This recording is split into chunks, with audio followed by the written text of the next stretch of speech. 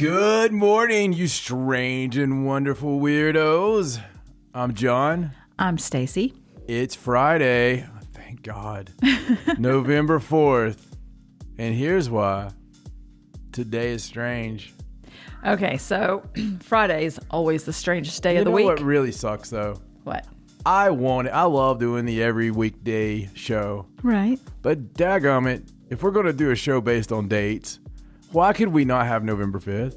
Oh, well, we will eventually. I just wanted to be able to go, welcome the people and say, remember, but. I'm sorry. I'm sure you'll get other important dates throughout the year. No, they're not going to be gunpowdery, though. All right. Well, let's go on to our first story. Let's do it. Okay, so our first story is about NASCAR. Okay, well. That's where we're starting today. It looks like this is weird. I know, Right. but I'm going to have to go. Oh, I see. Prior engagement, huh? Just another engagement. No, I'm just kidding. I'm all ready. Let's go NASCAR. So NASCAR driver Ross Chastain has set a new lap record and qualified himself for the championship by doing an unprecedented move at the race. Like, this is all the rage now. All right, so this happened at the Xfinity 500 race. It was at Martinsville Speedway in Ridgeway, Virginia. And he was currently, he was in 10th place, okay? Now, in order to qualify for the championship race, he had to come in at least 8th. Right. And so he needed to move up last lap. Uh-huh. Desperate times. Stroke of rage. So instead of slowing down when he got to the corner, because it's a half-mile track, It's a cute little track. Yeah. Been there a few times. Really have to brake in the corners. But instead of Very braking, flat.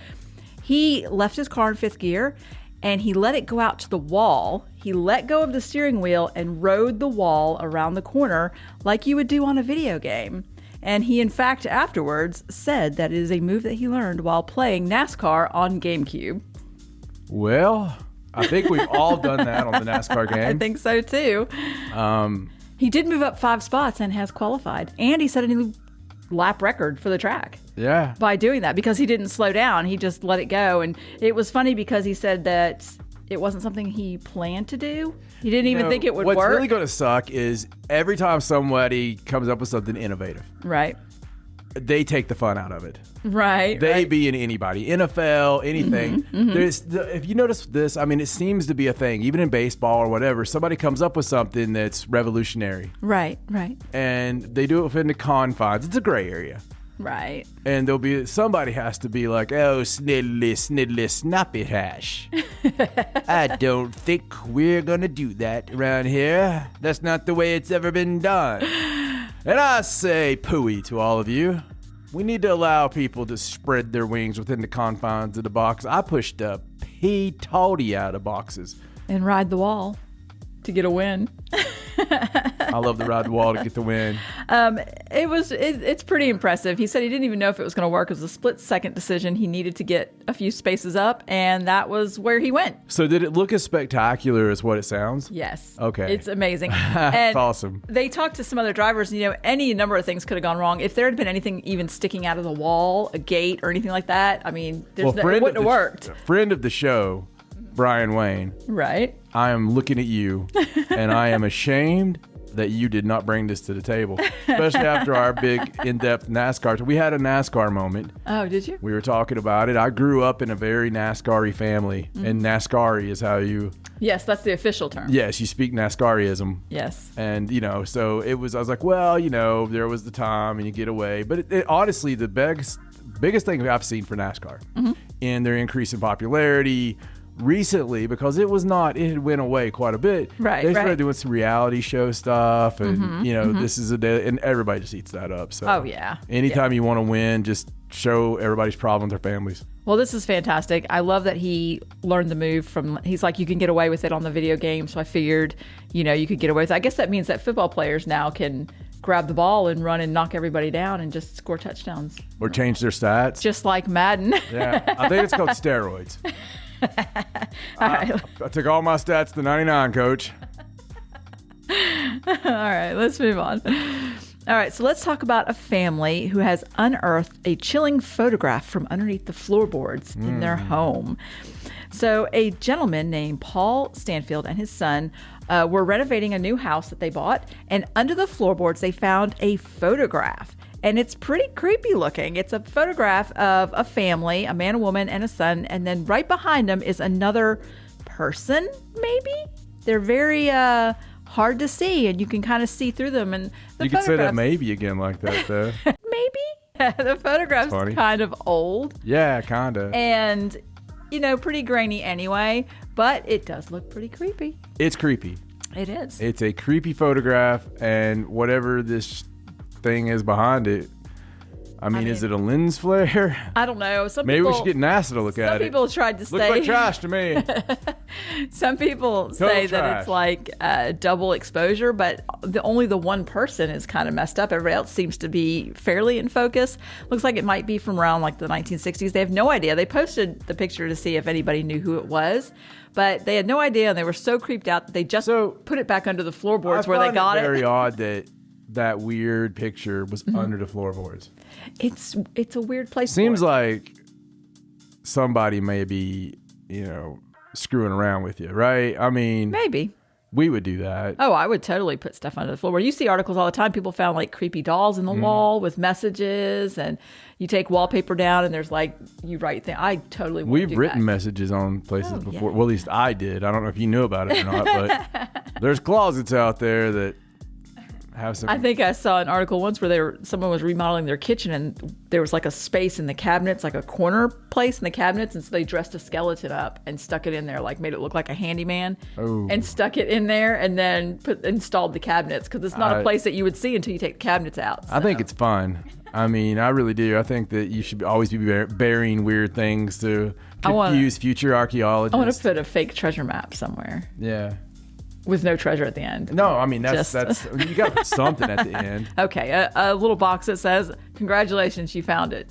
Yeah, something. And that's all it says. I would put something about the Great Curse Stone or the Magic Stone, and then somebody would find it, and their mental powers would make it magic. Yeah. Ooh, very good. Yeah. Very good. All right. Let's move on.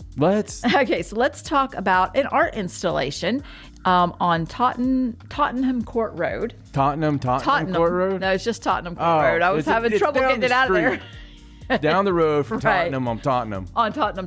Tottenham on Tottenham. Right. Sounds very British. All right, so an electronic music duo commissioned a piece to announce the release of their new album. And it looks like this. See, it's like a bunch of silver balls, and they're all stacked on top of each other. So at the time that this was installed, they were having a storm over there, Storm Claudio. Yeah, 70-mile-per-hour winds, rain, And the art installation, unfortunately, blew down the street. And there was a car driving, and there's a video of the balls rolling down Indiana Jones style towards the cars. And two of them went down the street. One of them hit a street lamp. And when it hits it, you do see that they're actually just inflated. They're not steel. Oh. They look like steel, and the car driving down the road looked like they weren't sure what was heading their way. Man. Because they pulled over really quickly. Talk about shiitake mushrooms. I mean, that. Could you imagine looking in your rearview mirror and those things are 16 feet across. Wow. They're humongous. The video is hilarious. One of them hits a light pole, and all the silver comes off of it, and you can see I would have a coronary. Like, it would be all over for me. I mean, come on, you got a big metal ball. I would first think that the aliens were just over it. Right, They're just like, we're sick of you looking for us. Here it comes. Get ready, Chrome Dome, The band did put out a statement saying that they were really sad that the art installation blew apart, that it was really grand for a few minutes. Right. And it looked really nice, but it just couldn't stand up to the high winds of the area. But made for a fantastic viral video. Yeah, I mean. And somebody in a car, The ultimate teabag. had a heart attack, so. Not cool. Well, cool. All right, so let's move on and let's talk about an incident at a zoo. We had one of these recently. This is from Australia, Sydney, Australia. Oh, it's got to be a scary zoo then. So the Taronga Zoo on Wednesday had 5 African lions break out of their enclosure. And what made it even worse was this was during an event the zoo was hosting called Roar and Snore, where people would come and spend all night in the zoo. And while they were all there, 5 elephants escaped their enclosure. So alarms started blaring So throughout wait, the did zoo. the elephants escape or the lions? The lions. Did I say elephant? You did. That's very strange. Lions. Elephants wouldn't be all that scary. I thought, like, why are the elephants screwing up the lions? It's like, hey, this is their big knot, boys. Maybe the elephants, like, were jealous and wanted to... Yeah. No, lions. Scary, scary, raw lions. Okay. So the Was it regular lions or was it, like, African lions. female lions that have grown manes? It was a family. It was a mother named Maya. Could still be a family, Stacey. A father named Ato. I'm telling you, a male lion, a female lion, and 5 cubs are what they have, but only 5 of the lions Sam, broke out. Billy. Carrie, Lizuko, Malika, Zuri, and Ayana. Okay. All There right. you go. Just since you asked. Yeah. So 5 of the lions What were the elephants' names? escaped. I have no idea. Peanut. Probably. Dumbo. They get terrible names, I don't think they? we found Dumbo. Elephants All right. at the show. Anyway, alarms blared, and everybody had to be rushed to safety until the lions were recaptured. They had to be tracked down and recaptured and put back in their enclosure. They had to tranquilize one of the cubs. I guess it didn't want to go back. And Cubs never do. they closed the zoo down for a while until they could, check the lion enclosure. There's a full inquiry trying to figure out how they got out. They have no idea. Can you imagine how the lions Can got you out. imagine being one of those? Because it was very yuppie families that don't have any problems from the outside. Right? That is just like they're on Facebook or Instagram. The ones that are like sleeping in the zoo. Yeah, they're on Instagram.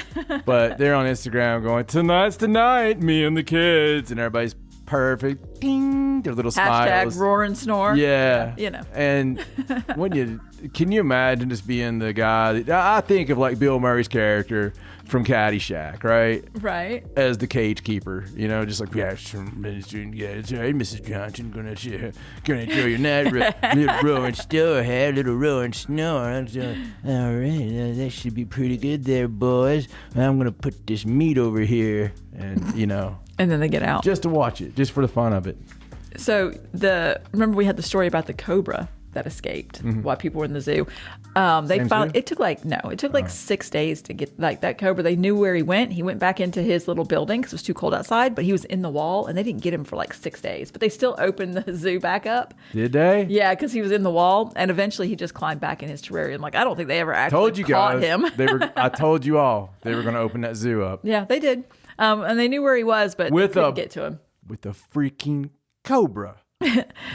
Well, speaking of cobras, let's move on to this next story from India. Oh, and I hey. love the headline of this story because the headline is that a cobra dies from a child bite. Hey, You listen, need to I've know got this. that kid in the house.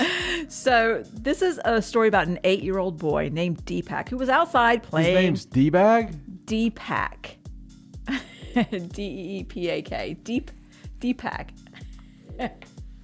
Anyway, lions, elephants, it's all the same. Anyway, he was outside in the backyard playing, and a snake, a cobra, bit him and wrapped around his arm. Now, he said it hurt really bad, but he tried to shake it off and it would not come off his arm. So he just did the first thing that he could think of. He bit it twice as it was clamped on his arm. And when he did, it killed the snake and the snake fell off his arm. And of course, his family rushed him to the emergency, the hospital. Did it kill it instantly? I mean, it killed it enough so he could get it off his arm. Yeah, I think he bit it twice and killed the snake. Like, I don't know how he did it. It was very strange. Just bite, got the snake off. They rushed him to the health center and they administered anti-snake venom, but it turns out that even though he was bitten by a poisonous snake, it was a dry bite. So he was very lucky. Like, there was no venom. The snake didn't put any venom in him. So he got to go home later that night. So the snake was trying to show the baby compassion that was screwing with the snake, probably. It didn't say that he was, but you never know. And the little boy with obviously disgusting teeth. How dirty Oh, ew. did that kid's teeth have to be? To kill a snake instantly. It's like, we don't know. Little Rami ate a bunch of Carrie. He ate Carrie last night. She was a nasty hoe. Oh, Snake wow. died instantly. You can tell it's Friday. Curry. Curry. Curry. I was going for curry, not Carrie. See, it's not just me. Anyway, he says he bit it hard twice. It all happened in a flash and killed the snake. So very, very interesting, bizarre case of, yeah. It was a case of, yeah. This is not the way that you solve a snake bite. Just putting that out there. You don't bite the snake back. That's not how it works. I want to try it, though. I would. I mean, I would also punch the bear. I mean, I guess, you know. Would you play dead with the bear? I wouldn't play dead with the bear. I don't know. Is that what you're supposed to do? I think there's different things for different bears. You're supposed to play dead. Regardless, you're supposed to play dead with the bear. Oh, I thought it was different for different kinds of bears. I thought some bears you backed away slowly. Some bears, like polar bears, you just write your last will and testament really quick. No, I'm pretty sure. Let's just say grizzly, okay? I think you just play dead, yeah. Would you, instead of asking me what kind of bear? Are you going to do that in the woods? Excuse me, my name's Stacey and I have to have specifics. Are you a grizzly bear? Could you tell me what kind of bear you are so I know how to react? I don't know how to react right now. The bear's like, you know what? His card. Don't worry about it. But I'm here. No, it's okay. Happens all the time. Are you sure? I really feel like this is my fault. Right, so, anyway. just for the... I would try, but I don't know if I could because I would be terrified that there was a bear. I'd probably pass out because my... Bear's like, that's the damnedest pass that I've ever seen. That girl's believable. That's how I tend to cope with things. I sleep. So, I recently seen a story where a woman survived, they say. And it was like, I don't know what her name was. Let's just say her name was Nancy. They say Nancy survived the bear attack and because she played dead the entire time, even though it crushed her skull. Oh my gosh. And they had this lady paraded out in front of the press. She had like she had the wrappings way up. Holding her head together? Yeah, and she was just like, you know, but I felt really bad. If she lived, I wouldn't be joking that much. No. Like, that's amazing, Nancy, if that's your name. Way to go, Nance. Yeah. But yeah, little Nan. We always knew it. All right, let's do this last story. And this is about a farmer from... What would you do? Oh, me? Oh, I'm sorry. What would you do? Oh, no. We don't have time for that. We could do the last story. I'm sorry, what would you... I care about what you would do. Everybody does. It's been that kind of week. So... What would you do? I'm going to go out swinging. Mm-hmm. Yeah. No, I mean... Well, then I wouldn't have to worry about playing dead, would I? I could just run away. All right. I'll grab the kids and run. I would protect all of you if I was... I know you would. I would throw myself to the bear. All right, so... Last story. This is about a farmer from Henderson County, Illinois, and he was in a political ad, and he has now become an unlikely U.S. political icon for his support for Illinois Democrat Susana Mendoza.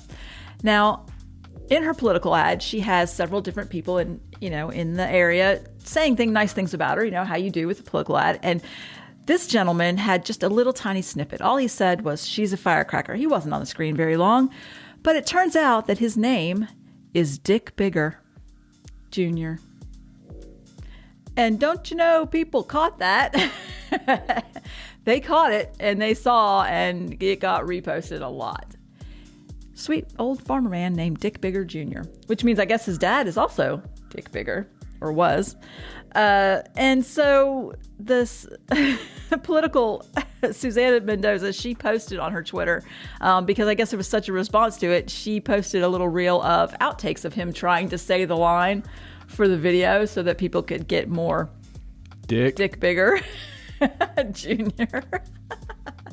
So I always just think about school for these kids. Right. Because you know how it works. It always works the same. You're in 4th grade, you're sitting there, and they're like, I don't know, because they go last first. They go last name first and then first name when they call the roll. Yeah.